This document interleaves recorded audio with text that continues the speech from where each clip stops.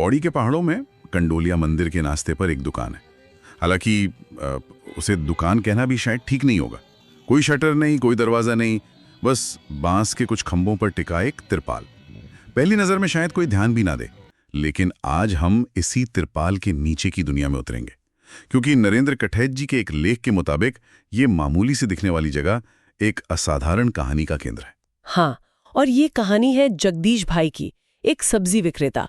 और हम सिर्फ उनकी सफलता के बारे में बात नहीं करेंगे, बल्कि ये समझने की कोशिश करेंगे कि मेहनत, स्वाभिमान और जिंदगी को देखने का एक अलग नजरिया वो कैसे एक तिरपाल को किसी भी बड़े शोरूम से ज्यादा मजबूत बना सकता है। तो चलिए जरा और करीब से जानते हैं जगदीश भाई की इस दुनिया को। लेखक बताते हैं कि ये जो सेटअप है ये 1984 से, मतलब जस का तस है। पीछे एक कच्ची दीवार का सहारा और आगे सड़क, बस इतना ही। और देखिए, ये सादगी ही अपने आप में एक बहुत बड़ी बात कहती है ना। आज के ज़माने में जहाँ हर बिजनेस अपनी प्रेजेंस दिखाने के लिए इतने बड़े बड़े तामझाम करता है, वहीं जगदीश भाई का सेटअप सीधा कहता है, मेरा काम ही मेरी पहचान है, मुझे किसी और चीज़ की ज़रूरत नहीं है। ये प्रकृति के साथ और ग्राहकों के साथ एक खुला, एक सीधा रिश्ता है। कोई दीवार नहीं, कोई रोक टोक नहीं। और जगदीश भाई खुद भी बिल्कुल वैसे ही हैं। उम्र करीब 60 साल, बिजनौर से पौड़ी आए थे, लेकिन अब लगता है पूरी तरह यहीं के हो चुके हैं। और सबसे दिलचस्प बात है उनका लहजा। वो हर किसी से, चाहे कोई बच्चा हो या बड़ा, जी लगा के बात करते हैं। मुझे उनकी वो बात बहुत अच्छी लगी कि वो ग्राहक के थैले में सब्जियां कैसे रखते हैं इसका भी ध्यान रखते हैं। भारी चीजें नीचे और जो नाजुक सब्जियां हैं जैसे टमाटर, वो ऊपर। ये सुनने में बहुत छोटी सी बात लगती है, बहुत ही मामूली सी, लेकिन यहीं इसी छोटी सी बात में उनके लगभग 40 साल से टिके रहने का राज छुपा है। अर्थशास्त्र की भाषा में इसे सोशल कैपिटल कहते हैं। जगदीश भाई ने पैसे से ज्यादा भरोसा कमाया है और यही भरोसा उनकी सबसे बड़ी पूंजी बन गया है। जब एक ग्राहक को ये पता होता है कि ये इंसान सिर्फ सब्जी नहीं बेच रहा, बल्कि मेरे पैसे और मेरी जरूरत का सम्मान भी कर रहा है, तो वो रिश्ता मोल भाव से कहीं आगे निकल जाता है।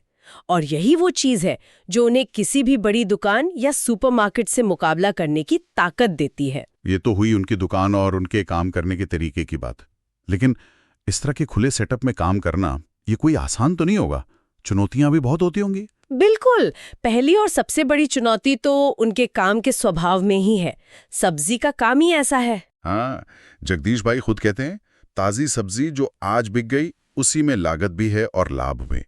जो कल के लिए रह गई वो बासी, और तीसरे दिन रह गई तो सड़ गई। मैं सोच रहा था, हर रोज सुबह इस दबाव के साथ काम शुरू करना कि आज की कमाई आज ही करनी है, कल पर नहीं छोड़ सकते, ये मानसिक तौर पर कितना थका देने वाला होता होगा। और ये सिर्फ आर्थिक दबाव नहीं है, ये एक तरह की रोजाना की शतरंज है। आपको हर दिन बाजार का अंदाजा लगाना है, कितना माल उठाना है, मौसम कैसा रहेगा, ग्राहक कितने आएंगे। एक भी अंदाजा अगर गलत हुआ तो मतलब सीधा नुकसान। और उनके केस में तो चुनौतियां यहीं खत्म नहीं होती। सही कहा, उनके ओपन एयर स्टोर में कुछ बिन बुलाए मेहमान भी तो हैं। आवारा सांड और बंदर जो मौका मिलते ही सब्जियों पर हाथ साफ कर जाते हैं। ये तो रोज की सिरदर्दी होगी। हाँ, और इन चुनौतियों पर उनकी जो प्रतिक्रिया है वो कमाल की है। वो शिकायत नहीं करते, गुस्सा नहीं होते, वो इसे जिंदगी की एक सच्चाई की तरह स्वीकार करते हैं। जब लेखक उनसे इस बारे में पूछते हैं तो वो कहते हैं, इन जीवों के वजह से नींव तो नहीं छोड़ी जा सकती। इस एक लाइन में बहुत गहरी फिलॉसफी है। वो समस्याओं से भाग नहीं रहे, वो उन्हें अपने काम का हिस्सा मानकर चल रहे हैं। ये एक तरह की, क्या कहते हैं, एंटी फ्राजाइल मानसिकता है, जहां आप मुश्किलों से टूटते नहीं बल्कि उनके साथ जीना सीख लेते हैं। और ये मजबूती उन्होंने सिर्फ जानवरों के सामने नहीं दिखाई, सिस्टम के सामने भी दिखाई। एक बार एक एसडीएम ने उन्हें वहां से हटने का आदेश दे दिया। सोचिए, किसी छोटे कारोबारी के लिए कितनी बड़ी आपदा होगी। आपका पूरा रोजगार एक झटके में खत्म होने की कगार पर। हाँ, और ये भारत में छोटे व्यापारियों की एक बहुत आम और दुखद कहानी है। लेकिन यहाँ दिलचस्प बात यह है कि सिस्टम के एक हिस्से ने उन्हें हटाना चाहा तो दूसरे ने उन्हें बचाया। उन्होंने हार नहीं मानी और उस वक्त के जो कमिश्नर थे, टोलिया जी, उनसे मदद मांगी। और कमिश्नर साहब का जवाब भी शानदार था। उन्होंने जगदीश भाई से कहा, जो काम कर रहे हो वही करो। इस जंगल के बीच सब्जी कहाँ मिलेगी, ये बात दिखाती है कि जगदीश भाई सिर्फ अपना पेट नहीं भर रहे थे, वो उस इलाके के लिए एक जरूरी सेवा दे रहे थे, जिसकी अहमियत एक बड़े अधिकारी ने भी समझी। और ये बात फिर से उसी सोशल कैपिटल पर आके जुड़ती है। उनकी ईमानदारी और उनकी ज़रूरत ने समाज में उनके लिए एक ऐसी जगह बना दी थी कि सिस्टम भी उन्हें नज़रअंदाज नहीं कर सका। उनका काम ही उनका सबसे बड़ा वकील बन गया। कुल अलग है। लेखक जब पूछते हैं कि क्या यह जगह उन्हें मुफ्त में मिली है, तो उनका जवाब आज के ज़माने में बहुतों को हैरान कर सकता है। क्या कहते हैं वो? वो कहते हैं जिसके हाथ पांव सलामत हैं उसके लिए कुछ भी फ्री होना ही नहीं चाहिए, कुछ ना कुछ काम जरूर करें। ये बात सुनकर लगता है कि उनके लिए मेहनत और अपनी इज्जत से बढ़कर कुछ है ही नहीं। ये स्वाभिमान की पराकाष्ठा है। आज जब हसल कल्चर और शॉर्टकट की बातें होती हैं, जहां लोग जल्दी से जल्दी अमीर बनना चाहते हैं, वहीं एक इंसान कह रहा है कि मुझे कुछ मुफ्त नहीं चाहिए, मुझे बस काम करने का हक चाहिए। उन्होंने किसी के कहने पर काम शुरू नहीं किया था, खुद पहल की और अपनी मेहनत से सबका साथ हासिल किया। आत्मनिर्भरता का इससे बेहतरीन उदाहरण मिलना मुश्किल है। ठीक है, यहाँ तक तो हमने एक मेहनती और असूलों वाले सब्जी विक्रेता की कहानी सुनी, लेकिन अब कहानी एक ऐसा मोड़ लेती है जो मैंने तो बिल्कुल उम्मीद नहीं की थी। ये पहलू जगदीश भाई को किसी फिल्मी किरदार जैसा बना देता है। अच्छा, ऐसा क्या है? सब्जी बेचने के अलावा जगदीश भाई वन विभाग की मदद करते हैं सांप पकड़ने में। एक मिनट, क्या सब्जी विक्रेता और सांप पकड़ना, ये तो दो बिल्कुल अलग दुनिया है। बिल्कुल। लेख के मुताबिक वो अब तक हजारों सांप पकड़ चुके हैं।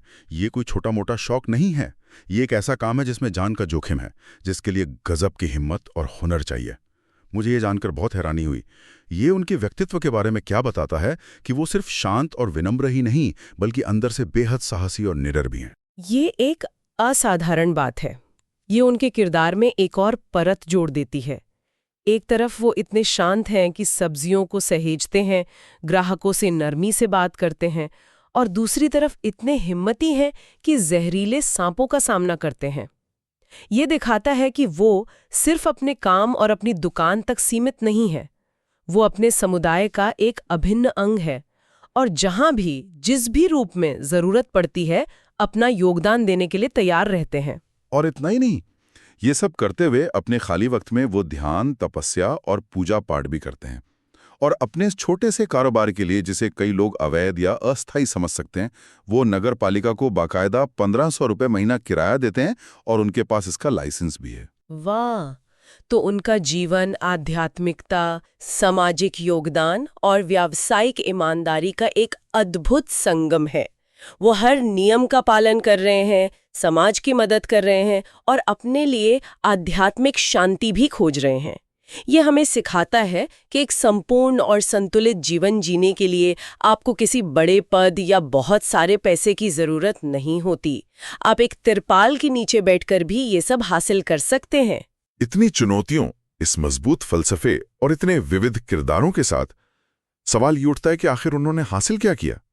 और जब आप उनकी सफलता को देखते हैं तो वो किसी भी पैमाने पर बहुत बड़ी हैं। क्या है उनकी उपलब्धियां अगर हम दुनियावी मात्रकों से देखें? सबसे पहली बात तो ये कि इस छोटे से कारोबार से एक नहीं बल्कि कुल 5 लोगों का घर चलता है। ये अपने आप में एक बड़ी बात है। लेकिन उनकी सबसे बड़ी उपलब्धि, उनकी सबसे बड़ी कमाई है उनके बच्चे। उन्होंने बच्चों को पढ़ाया लिखाया होगा इसी कमाई से? हाँ, ऐसी तिरपाल के नीचे बैठकर सब्जी बेचने की कमाई से। और आज उनका एक बेटा एक कंपनी में इंजीनियर है और बेटी उत्तराखंड सरकार के जल निगम में अधिशासी अभियंता, मतलब एग्जीक्यूटिव इंजीनियर है। ये तो कहानी का सबसे शानदार हिस्सा है। सोचकर देखिए, एक इंसान जो खुद शायद बहुत ज्यादा नहीं पढ़ा होगा, जो दिन रात मौसम और मुश्किलों से लड़ता रहा, उसने अपनी मेहनत से अगली पीढ़ी का भविष्य पूरी तरह से बदल दिया। ये हमें सफलता की परिभाषा पर दोबारा सोचने को मजबूर करता है ना? क्या सफलता करोड़ों की कंपनी बनाना है या अपनी अगली पीढ़ी को वो अवसर देना जो आपको कभी नहीं मिले? जगदीश भाई की कहानी दूसरी वाली परिभाषा का एक जीता जागता सबूत है। बिल्कुल। और अब जब उनके बच्चे इतने कामयाब हो गए हैं तो जाहिर है वो चाहते हैं कि उनके पिता अब आराम करें। लेकिन जगदीश भाई मना कर देते हैं। वो अब भी काम करना चाहते हैं। हाँ, और उसकी वजह सिर्फ काम करने की इच्छा नहीं है। वो कहते हैं मैं काम कर सकता हूँ, क्यों बैठूं? और मेरे साथ ये 5 भी तो हैं। इस सब्जी के पीछे इनके भी चूल्हे जलते हैं। यस, ये बहुत बड़ी बात है। यहाँ वो सिर्फ अपने बारे में नहीं सोच रहे हैं, उनका नजरिया एक लीडर का है, एक जिम्मेदार मुखिया का। वो जानते हैं कि उनका ये छोटा सा कारोबार सिर्फ उनका नहीं बल्कि कई और परिवारों का आधार है। सफलता के शिखर पर पहुंचने के बाद भी वो अपनी जड़ों और अपनी जिम्मेदारियों को नहीं भूले हैं। ये उस इंसान की महानता को दिखाता है जो सफलता को पचाना जानता है। लेकिन अंत में लेखक नरेंद्र कठैत एक बहुत शक्तिशाली बात कहते हैं। वो जगदीश भाई को उन लोगों के लिए एक आईना बताते हैं जो शिकायत करते हैं कि पहाड़ में कुछ नहीं है। और ये बिल्कुल सटीक उपमा है। ये कहानी उस पूरी धारणा को चुनौती देती है। एक व्यक्ति जो मूल रूप से पहाड़ का भी नहीं है, वो 1984 में यहाँ आता है, शून्य से शुरुआत करता है और ना केवल खुद सफल होता है बल्कि अपने बच्चों को उस मुकाम तक पहुंचाता है जहां पहुंचना कई साधन संपन्न लोगों का भी सपना होता है। उन्होंने साबित कर दिया कि अवसर जगह में नहीं होते हैं, अवसर व्यक्ति की इच्छा शक्ति, उसकी मेहनत और नजरिए में होते हैं। पहाड़ ने उन्हें एक छोटी सी जगह दी और उन्होंने उस जगह को सम्मान देकर उसे एक विरासत में बदल दिया। तो जगदीश भाई की कहानी सिर्फ एक सब्जी विक्रेता की कहानी नहीं है। ये मेहनत के सम्मान की, स्वाभिमान से जीने की और किसी भी परिस्थिति में शिकायत करने की जगह अवसर तलाश लेने की कहानी है। और यह हमें सिखाती है कि आपका काम कितना बड़ा या छोटा है, इससे फर्क नहीं पड़ता। फर्क इससे पड़ता है कि आप उसे कितनी ईमानदारी, कितनी जिम्मेदारी और कितने बड़े दिल से करते हैं। जगदीश भाई ने अपनी छोटी सी जगह से एक बहुत बड़ा, एक सकारात्मक प्रभाव पैदा किया है, अपने परिवार के लिए भी और अपने समाज के लिए भी। लेखक ने जगदीश भाई को एक आईना कहा और ये सोचने वाली बात है कि जब हम उस आईने में देखते हैं तो हमें क्या दिखाई देता है। क्या हमें अपनी जिंदगी के बहाने नजर आते हैं या फिर हमें अपने आसपास मौजूद उन छोटे छोटे अवसरों को एक नई नजर से देखने की प्रेरणा मिलती है जिन्हें हम शायद अब तक नजरअंदाज करते आए हैं।